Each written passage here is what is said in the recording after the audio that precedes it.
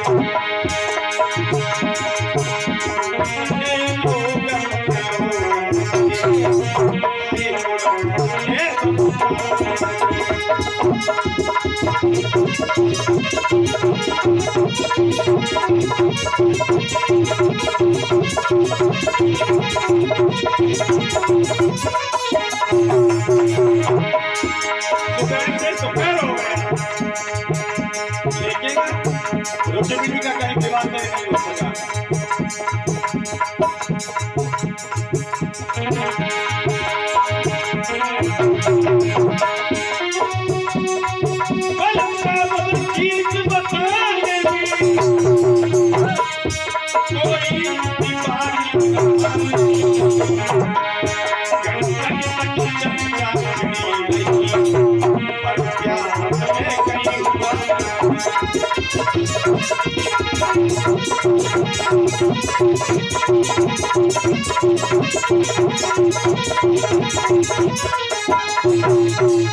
सुबह से शाम हो गई, लेकिन रुक्मिणी का विवाह कहीं भी तय नहीं हो सका। अब हो कैसे कैसे हो? अगर कोई किसी लड़के का नाम लेता है तो दूसरा बुराई करने में लग जाता है।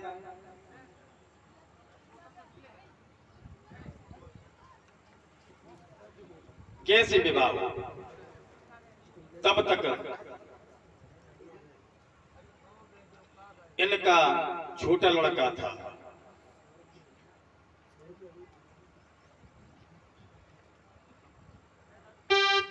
रुक्मी,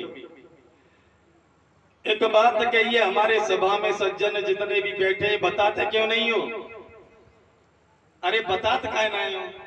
किसके साथ में करें अपनी बेटी का विवाह?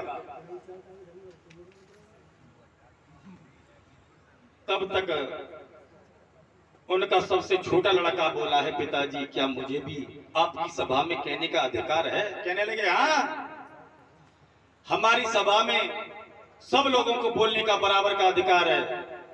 बता। कहने लगे हैं, पिताजी अगर श्याम सुंदर को हमारी बहन रुक्मिणी का विवाह श्याम सुंदर के साथ में हो जाए तो कैसा रहेगा? जो इतनी बात सुनी भीष्म गद्दी से उछल पड़ी। वाह जी वाह, बेटा तूने तो मेरे मुंह की बात ही छीन ली। यही तो मैं चाहता था। हो गई शादी पक्की, टीका लगन भेज दो। अब श्याम सुंदर के साथ ही हम अपनी बेटी का विवाह करेंगे। और जो इतने शब्द सुने इनका बड़ा लड़का रुक्मा कहने लगा, पिताजी हमारे बिना किसका विवाह तय हो रहा है? कहने लगे, बेटे हम तुम्हारी बहन रुक्मिणी का विवाह तय कर रहे हैं। किसके साथ? हम कहा द्वारकाधीश भगवान श्याम सुंदर के साथ में। जो इतने शब्द सुने भड़क गया। पागल बुद्धि नहीं है? अब हम समझ गए तुम्हारे ऊपर बुढ़ापा है, अब तुम्हारी बुद्धि काम नहीं कर रही। उस चोर के साथ, अरे लड़कियों के साथ नाचता रहा, बंसी बजाता रहा, लूट लूट के दही माखन खाता रहा। हम उस ग्वाले के साथ अपनी बहन का विवाह करें? बिल्कुल नहीं। और बताया कैसे नहीं? कहने लगे, बेटा तुम्हारे छोटे भाई भाई तलवार खींच ली, उसने छोड़ेगा ही नहीं जिंदा। जैसे तैसे रोका,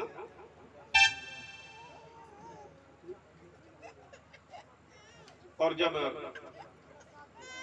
एक बात कही है, अभी भी पक्का तो बात ही तो चल रही है, पक्का तो हुआ नहीं है, तुम बता दो। एक बात कही, पिताजी हम जिसे बताएंगे उस लड़के के साथ भी हम अपनी बहन का विवाह करेंगे और किसी के साथ में नहीं। कहने लगे तो बताओ अभी कोई विवाह हो तो नहीं गया? कहा आप जानते बहुत सुंदर राजा है, बहुत सुंदर, समाज में उसका सम्मान है और बड़े भले परिवार का भी है।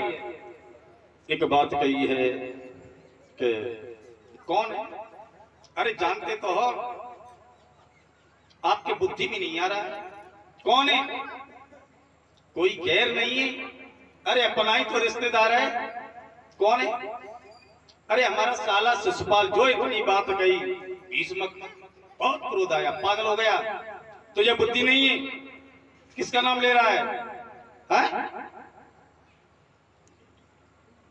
तो एक बात कहने लगा है, सुनो पिताजी।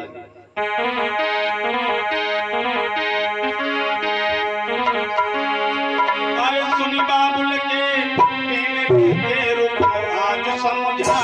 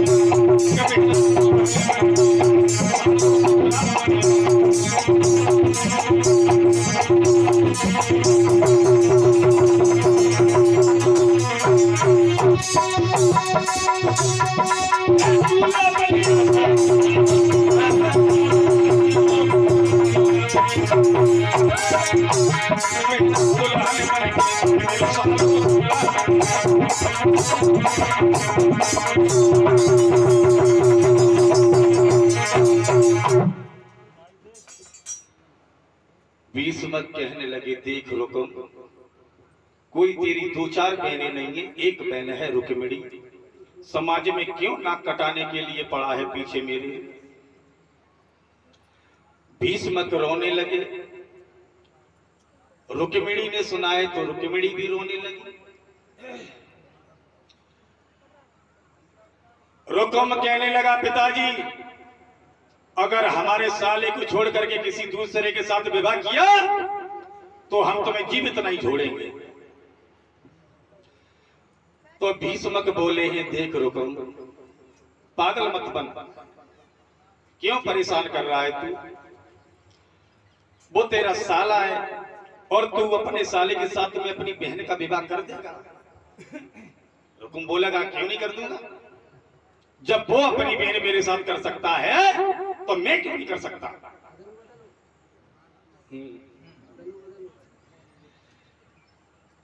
और रुकम बोले हैं, हरे इकलौती घर में बिटिया, घर में बेटी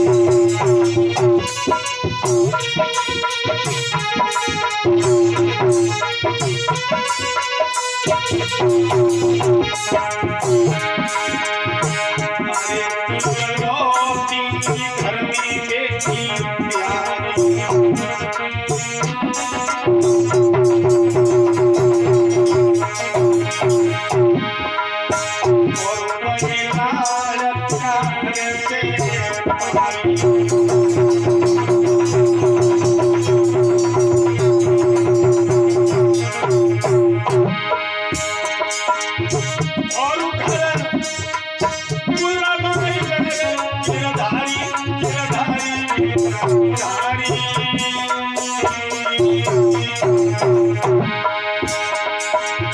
बासक दिए भगवती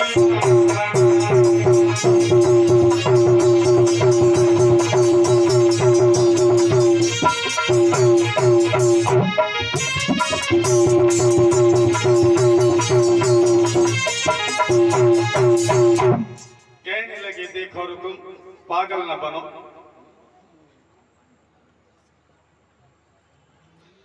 पागल मत बनो। समाज के लोग क्या कहेंगे, हमसे तुमसे बुरा भला कहेंगे।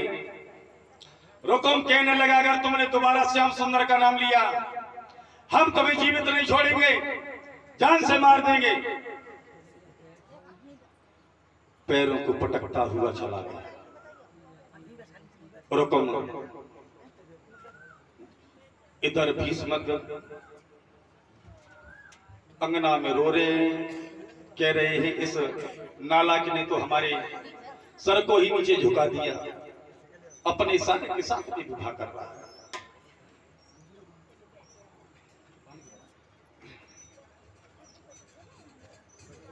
रुकुम बोला है वापस आ गया लौट के। रो रहे हो? रो रहे हो? रो रो के दिखा रहे हो?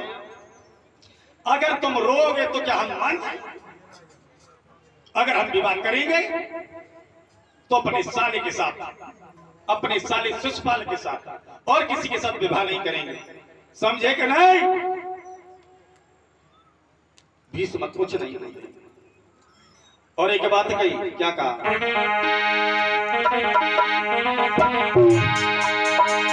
और मेरे सामने ओ बाबुल ये बातें नहीं चल पाए, और जो शादी पक्की होगी तो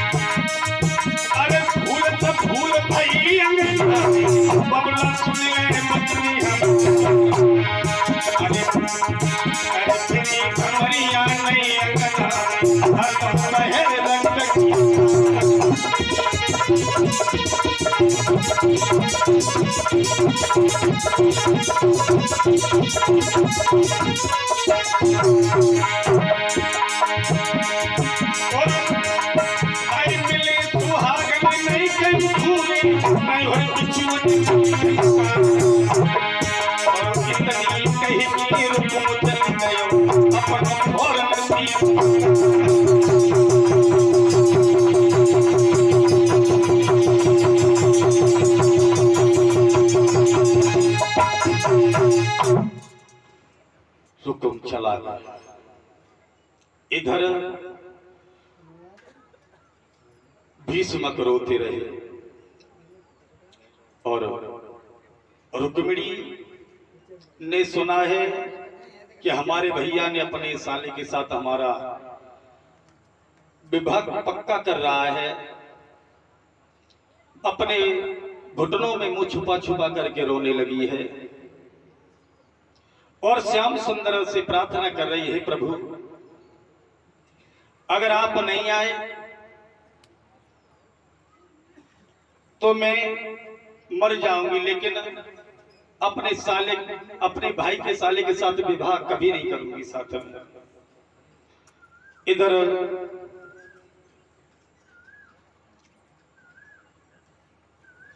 तब तक हुआ ऐसा कि एक महात्मा जी उधर से आए हैं, पंडित। कहने लगे हैं बेटी भिक्षा दे।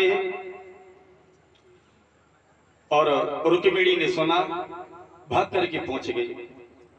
कहने लगी महाराज मैं आपको भिक्षा भी दूंगी, लेकिन आपको हमारा एक काम करना पड़ेगा। क्या काम करना पड़ेगा? कि तुम द्वारका को चले जाओ और भगवान श्याम सुंदर को मैं एक पत्र लिखे दे रही हूं, उसे दे आना। पंडित जी कहने लगे पागल है क्या? अरे द्वारका तो यहां से बहुत दूर है और मैं तो बहुत बूढ़ा हूं, मैं तो रास्ते में ही मर जाऊंगा। भाई हमारे बस में नहीं है। रुक्मिणी कहने लगी महाराज आप नहीं गए तो मैं मर जाऊंगी। पंडित जी बोले कि बात बताओ, वो तो यहां कभी आए ही नहीं, तुमने उन्हें कब देखा? तो कहने लगी ये मैंने देखा है। अरे जब वो आए नहीं तो तुमने कब देखा?